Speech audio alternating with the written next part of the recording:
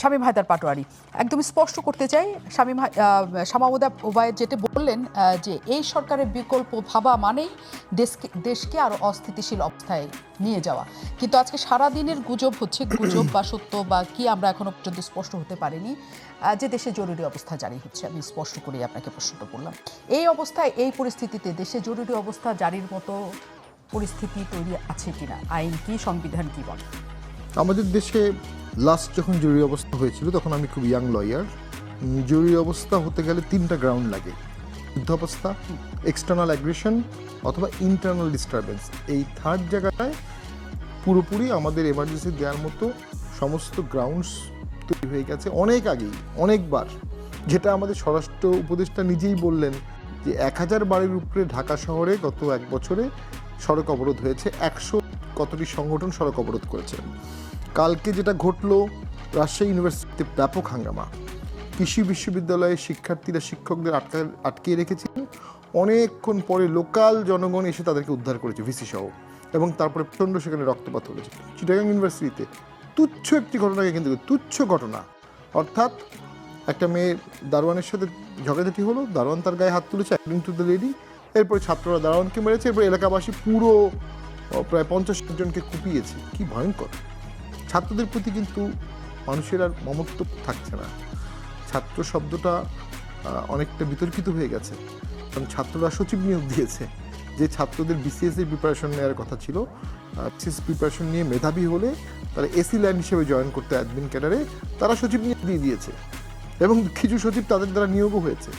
এবং এগুলো এত ওপেনলি হয়েছে, মানুষের ছাত্র সম্পর্কে ন্যারেটিভ চেঞ্জ হয়ে গেছে। এখন এমার্জেন্সি দিতে গেলে যেটা লাগে, countersign of prime minister লাগে। এখন যেহেতু প্রাইম মিনিস্টার নাই, তাহলে এটা হয়তো বা countersign of chief adviser লাগতে পারে। সেটা দেবে রাষ্ট্রপতি। রাষ্ট্রপতির যদি মনে হয়, ইফ রাষ্ট্রপতি স্যাটিসফাইড, এটা রাষ্ট্রপতির একটা এক্সক্লুসিভ ক্ষমতা ছিল, বাট প্রাইম মিনিস্টারের সাথে ব্যালেন্স করা ছিল। তো ইমার্জেন্সি তার সাথে সাথে যেটি ঘটবে সেটা হচ্ছে কয়েকটা ফান্ডামেন্টাল রাইটস অটোমেটিক সাসপেন্ড হয়ে যাবে। Article 36, article 37, article 38, article 39, article 40, article 42। এর সাথে সাথে রাষ্ট্রপতি, মহামান্য রাষ্ট্রপতি যেটা করতে পারেন, তিনি সমস্ত ফান্ডামেন্টাল রাইটস সাসপেন্ড করে দিতে পারেন ইমিডিয়েটলি। তো তখন যেটা হবে, freedom of movement, freedom of speech, freedom of politics, freedom of protest, এটা সাময়িকভাবে থেমে যাবে। আমরা লাস্ট 111 এক্সাম্পল যদি দেখি, যেদিন ঘোষণা করা হলো তার আগ পর্যন্ত লগি বৈঠা, মানুষ পিটিয়ে মারা হলো, দুই পক্ষ চরম দ্বন্দ্বের মধ্যে আছে। তারপরের দিন আমরা দেখি জলপাই রঙের গাড়িতে করে পুরো ঢাকা শহর কন্ট্রোলে আছে আর্মির, সব ঠান্ডা 1 সেকেন্ডের মধ্যে, উইদাউট স্টেট অফ এমার্জেন্সি। তারপরে 2 বছর পরে ভোট হয়েছে। কেন এটা দরকার ছিল? কারণ যদি 2006 সালে ভোট হয়ে যেত, তাহলে সে ভোটটা ভ্রান্ত ভোট হতে পারতো, যেটা মানে অভিযোগ 14-18 নিয়ে বা 24 নিয়ে, ওরকমই একটা ভোট হতো। কিন্তু 1,28,00,000 ভুয়া ভোটার ছিল সেখানে। এরশাদ স্যারের নমিনেশন বাতিল করে দেওয়া হয়েছিল 2006 সালে। ইনফ্যাক্ট খুব সারপ্রাইজিংলি এরশাদ স্যারের নমিনেশন বাতিল করার পরেই এমার্জেন্সি চলে আসে। আমি নিজেও অ্যানালাইসিস করে দেখেছি, যতবার জাতীয় পার্টিকে ডিস্টার্ব করা হয়েছে অন্যায়ভাবে, তারপরে একটা পট পরিবর্তন ঘটে গেছে। এটা অনেকবার ঘটেছে। অলৌকিক নাকি অন্য কোনো ক্ষমতা? অলৌকিক না, হয়তোবা পাওয়ার ভারসাম্যে গিয়ে অনুভূত হয় যে এখন ভারসাম্যটা নষ্ট হয়ে যাবে, তখন অনেকেই রিয়্যাক্ট করে। নাও দেন কি হলো, যদি 2006 সালে ভোটে আওয়ামী লীগ চলে আসতো, তাহলে বিএনপির উপর ইমিডিয়েটলি দুর্বিষহ নির্যাতন হতো, ইমিডিয়েটলি। কারণ তার আগে 21শে আগস্ট ঘটেছে, যে 21শে আগস্ট নিয়ে সংসদে বলা হয়েছে ভ্যানিটি ব্যাগে করে গ্রেনেড আনা হয়েছে। কিন্তু 2 বছরের কুলিংয়ের পরে যেটা হয়েছে, ভোট হয়েছে, আওয়ামী লীগ কিন্তু ভোটে 8-এর পরেই ইমিডিয়েট বিএনপির উপর টর্চার করেনি, টর্চারগুলো শুরু হয়েছে আরও পরে, একটা কুলিং পিরিয়ড। এই কুলিং পটটা মনে হয় বাংলাদেশে খুবই দরকার। এখন এখানে প্রবলেম হচ্ছে, আমাদের মাননীয় সেনাপ্রধান যিনি আছেন, উনি ক্ষমতা নেয়ার ব্যাপারে বা এমার্জেন্সির ব্যাপারে বা কুডিয়েটার ব্যাপারে ওনার কোনো আগ্রহ নাই। কারণ উনি যদি নিতে চেতেন 5 তারিখে নিতে পারতেন। অমর্ত্য সেন কিন্তু প্রশংসা করেছে সেনাপ্রধানের, যে উনি 5 তারিখে ক্ষমতা নেননি। এখন দেশের স্বার্থে যদি এরকম হয়, দেশ চলছে না অ্যাট দ্য মোমেন্ট, কমপ্লিটলি চলছে না। সরকার ভাবলেশীন, সরকার দায়িত্বহীন, এবং সরকার ফ্লুইড সরকার, যে কিছুদিন পরে তো আমরা থাকবো না, আমরা আর কী করবো। এবং অনেকে বিদেশ থেকেও আসছে সরকারের মধ্যে অ্যাডভাইজার, এবং সেখানে রিয়েল কনস্টিটিউশনাল ক্রাইসিস আছে, যে বিদেশি নাগরিক ইম্পর্টেন্ট ক্যাবিনেটের দায়িত্বে আছে, এটা কিন্তু কনস্টিটিউশনাল ইস্যু আছে।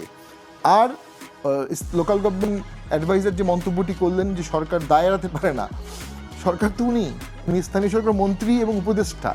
আমাদের সংবিধানের আর্টিকেল 55 সাব আর্টিকেল 3-তে বলা আছে entire cabinet will be responsible to parliament, অর্থাৎ ক্যাবিনেট কালেকটিভলি কথা বলবে। ক্যাবিনেটের কেউ কখনো কারো সমালোচনা করবে না। ক্যাবিনেট মেম্বার সরকারের সমালোচনা করতে পারে না। আমি 4-5টা এক্সাম্পল দিতে পারি।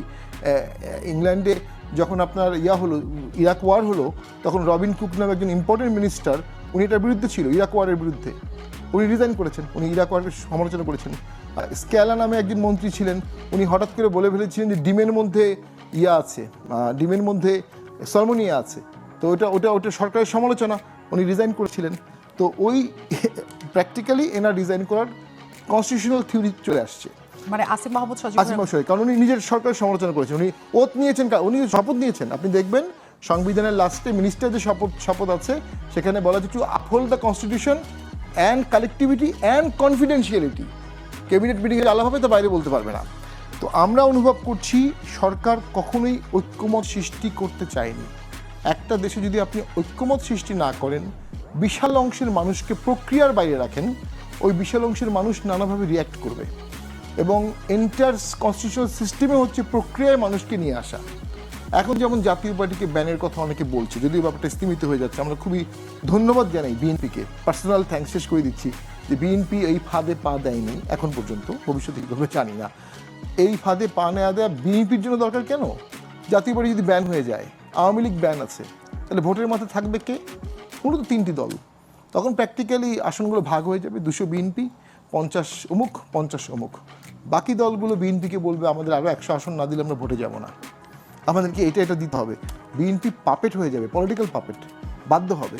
সো এখন জাতীয় পার্টিকে রক্ষা করার দায়িত্ব গণতন্ত্রের স্বার্থে বিএনপির। কারণ বিএনপি সে দায়িত্ব পালন করবে কি না, করলে আমি মনে করি দেশের মঙ্গল, বিএনপির মঙ্গল, সকলের মঙ্গল।